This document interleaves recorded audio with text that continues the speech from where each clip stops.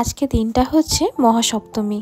পুরো একটা বছর ওয়েট করার পর আমরা আজকে এই দিনটা এসে পৌঁছেছি, যেটা বাঙালির কাছে একটা ইমোশন, দুর্গাপুজো। সেই দিনটাই চলে এসছে আজকে। কিন্তু কেন জানি না, সপ্তমীর দিন চলে এলেই মনে হয় অষ্টমী নবমী এমনভাবেই কেটে যায়, যেটা বোঝা যায় না যে দুর্গাপুজোটা কীভাবে কেটে গেল। সত্যি কথা বলতে বাঙালি মনে রাখে না যে আজকে কী বার। ষষ্ঠী থেকেই এমনভাবে আমরা কাউন্ট করি, আর এখন তো পুজো অনেক আগে থেকেই শুরু হয়ে যায়, মহালয়ার পর থেকেই। সেই দিনগুলোই যেন আমরা গুনতে থাকি। এদিকে বার বলো, মাস বলো, কিছুই তখন তারিখ কিছুতেই মনে থাকে না। পুজো যে আসছে এই ব্যাপারটাই যেন খুব সুন্দর লাগে। পুজো এসে গেলেই তো চলে যায়, যেমন এই বছরটা পুজোটা আমাদের কেটে গেল। তো আজকে সপ্তমীতে আমরা সবাই মিলে চলে এসেছি হিন্দুস্তান ধাবাতে ডিনারটা করতে। সো আজকে মোটামুটি আমাদের প্ল্যান আছে, আগে ডিনারটা সারবো, তারপর পুরো রাত জুড়ে আমরা ঠাকুরগুলো আজকে কভার করবো। সো যেমন ভাবা তেমনি কাজ, সবাই মিলে বেরিয়েও পড়েছিলাম।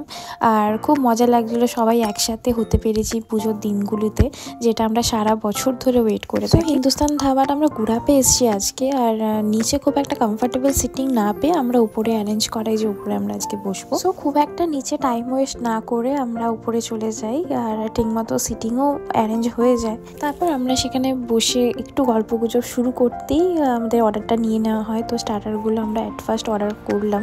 সো এই ধাবাতে, হিন্দুস্তান ধাবাতে আমরা আজকে এসেছি। এখানে প্রাইস ছিল খাবারের খুবই রিজনেবল, আর তার সঙ্গে এখানে যে খাবারগুলো ছিল খুবই টেস্টি, খুবই দুর্দান্ত ছিল। আমরা খুবই এনজয় করেছি। আর রেস্টুরেন্টে ঢুকেই আমরা নতুনত্ব কিছু দেখলাম, এই এসি সুইচটি, যেটা খুবই ইন্টারেস্টিং লেগেছে আমাদের। আর যাকে নিয়ে আমাদের হাসি ঠাট্টার একটুও কমতি হয়নি। আর সব কিছু মিলিয়ে আমাদের তো ফটো সেশনের একটুও কমতি ছিল না। আমরা যেটুকু টাইম পেয়েছি ফটো ভিডিও তুলে সেগুলোকে মেমোরিজ করে রেখে দেবো আমাদের ফেসবুক বলো, হোয়াটসঅ্যাপে বলো বা গ্যালারিতে, যেটা খুবই ভালো লাগে পরে দেখতে। যে পুজোর পর এই দিনগুলোকে দেখতেই মজা লাগে যে আমরা গিয়েছিলাম, আনন্দ করেছিলাম, আর আবার করবো। অন্তত আমার জীবনে এত ভালো ভালো বন্ধু পেয়েছি, যাদের জন্য প্রত্যেকটা অকেশন আরও মজার, আরও আনন্দের হয়ে ওঠে। যেন প্রতিটা মুহূর্ত আমরা এইভাবে সেলিব্রেট করতে পারি, কোনো দিন একা যেন মনে না হয় বা একা আমরা থাকিও না।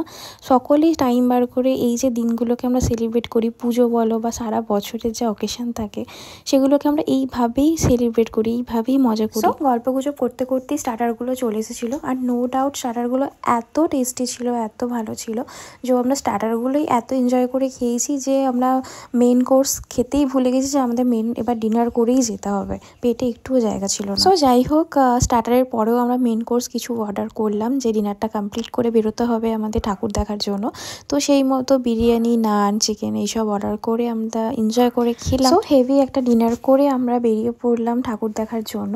তো আজকে কলকাতার প্ল্যান নেই, তো আমরা হাওড়ার কিছু কিছু যে পাড়ার ঠাকুরগুলো আছে সেগুলোই আজকে দেখব। আর দেখুন চারিদিকটা এত আলো, এত মানুষের ভালোবাসা, ভালো লাগা, চারিদিকটা এতটাই রোশনাই দেখায়, এত সুন্দর দেখায় যে সত্যিই তো আমরা বাঙালিরা সারা বছর ওয়েট করে থাকি এই 4টে দিনের জন্য। আর আমরা বাঙালিরা সারা বছর হাওড়া কলকাতার ভিড় ঠেললেও, সেখানে বিরক্ত হলেও, আমরা এই যে 4টে দিনের ভিড় বলো, 4টে দিনের প্যান্ডেল হপিং বলো, আমরা এতে একটুখানি ক্লান্তি থাকলেও কিন্তু আমরা বিরক্ত একটুও হই না। সো এই সপ্তমীতে আমরা অনেকগুলো ঠাকুরই দেখলাম হাওড়ার, আর খুবই এনজয় করছি ব্যাপারটা, যে সত্যি তাই যে পুজোটা এলে যেন মনটা একটা অদ্ভুত আনন্দে ভরে ওঠে।